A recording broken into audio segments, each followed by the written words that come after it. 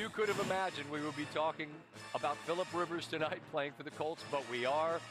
You see the chance to make the playoffs. If the Colts were to win out, there's an 82% chance to make the playoffs, but that requires beating some really good football teams. Meanwhile, the 49ers have already clinched a berth. If they win out, they will be the top seed with home field advantage, which, by the way, would be played on their home field out of Levi Stadium in Santa Clara. So there's a lot to talk about as it relates to this game.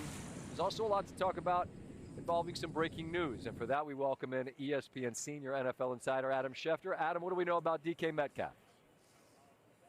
Well, this just in, Scott. The NFL has suspended DK Metcalf for 2 games for conduct detrimental to the NFL for initiating a confrontation with a fan in the stands yesterday. NFL policy specifically states that players may not enter the stands or otherwise confront fans at any time on game day, and if a player makes unnecessary physical contact with a fan in any way that constitutes unsportsmanlike conduct or presents crowd control issues and or risk of injury, he will be held accountable. And the NFL did hold DK Metcalf accountable, suspending him for 2 games without pay. That's $277,000 per game. That's over $555,000 in fines. He plans to appeal the suspension, but there is the real possibility that he has played his last regular season down and cannot join the team again until Monday,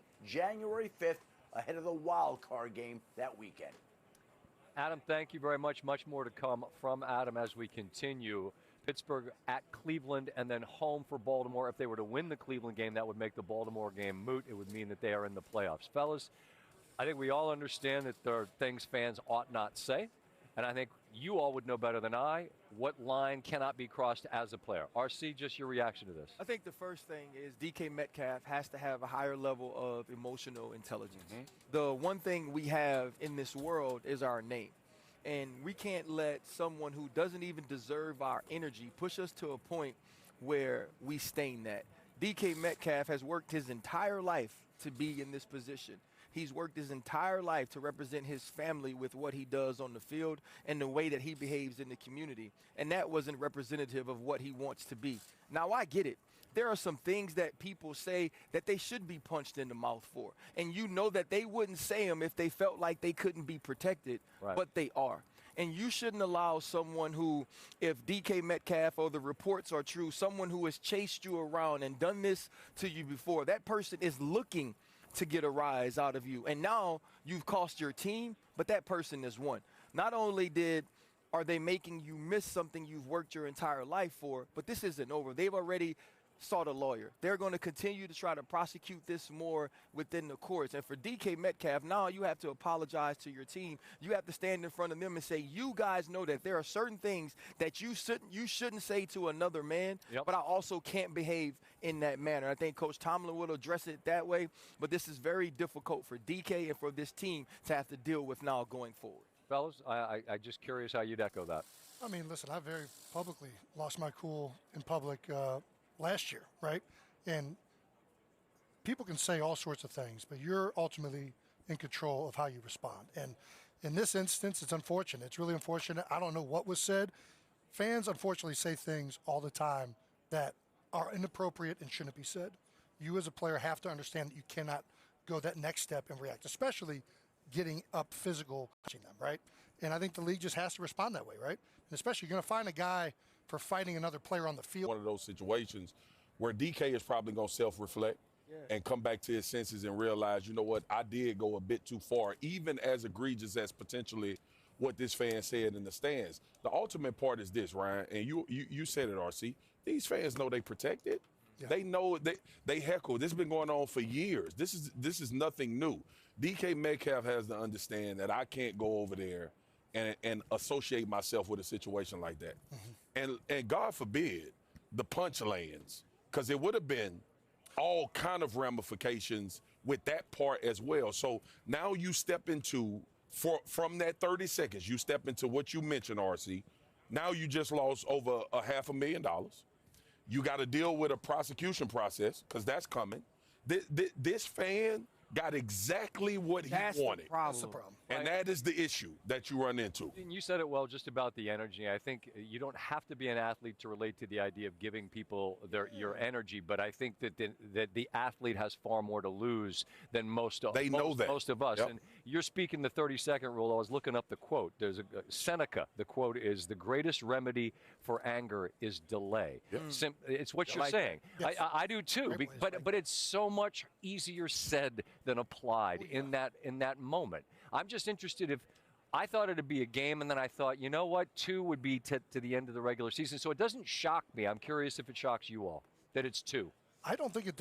Again, if you're going to suspend guys a game for fighting on the field, I do think that there has to be another dynamic between them taking it the next step into the stands. Okay. Yeah, that was the only reason I think. Yeah, listen.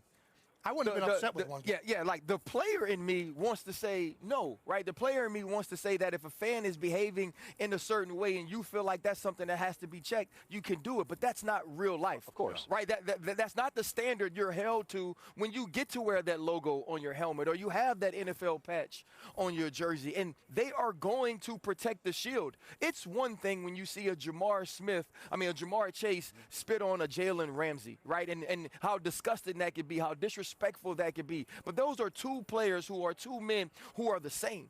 Yeah. Those fans aren't the same. Yeah. Those fans pay to come to this game, and they pay to be able to say stupid things. Now, what the league has to do is say, this is how we're going to safeguard you against that.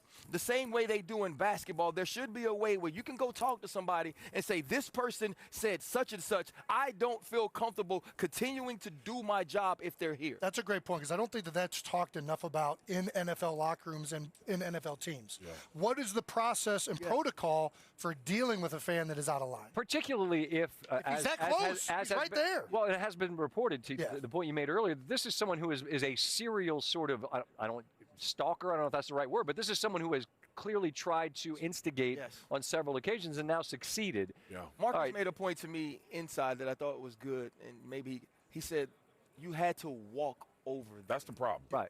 That's the problem. You initiated it. Regardless of what we know that the talking and the heckling supposedly is supposed to be the part that initiated it, but we're not talking about we don't know the fan name.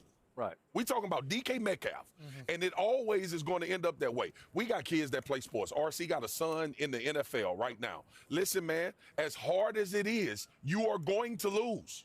You are going to lose. Let the people handle that. Greatest remedy for anger, delay. And if you delay walking over, you don't walk over, then none of this happens. As for the game, consequential in many regards, because it ends with, after one offensive PI was called that took away a touchdown, another. And they said on the field this was called a touchdown, which Pittsburgh, I guess they didn't hear the whistle. I can't believe this is actually called a touchdown. Offensive pass interference on Amon-Ra St. Brown. And it was. That's pretty textbook. Correct. Can't extend the elbows like that. But this... If you could do that, I'd be playing wide receiver. significant for Aaron Rodgers in Pittsburgh, who we saw guys last week get the victory against Miami, and very significant for Detroit as we take a look at the playoff picture here. And again, San Francisco has that direct path to the 1 seed if they were to win out.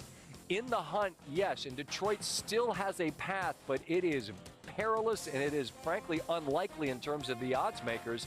And I'm just interested, guys, and as we cross over the top of the hour, for those of you that are wondering how the show started early, follow the famous Potato Bowl, and here we are. Yep. They dumped fries on the coach. Indeed, they did. Yep. Give me some hot ones, and we'd be in good shape here. But the Detroit Lions, guys, we saw them twice.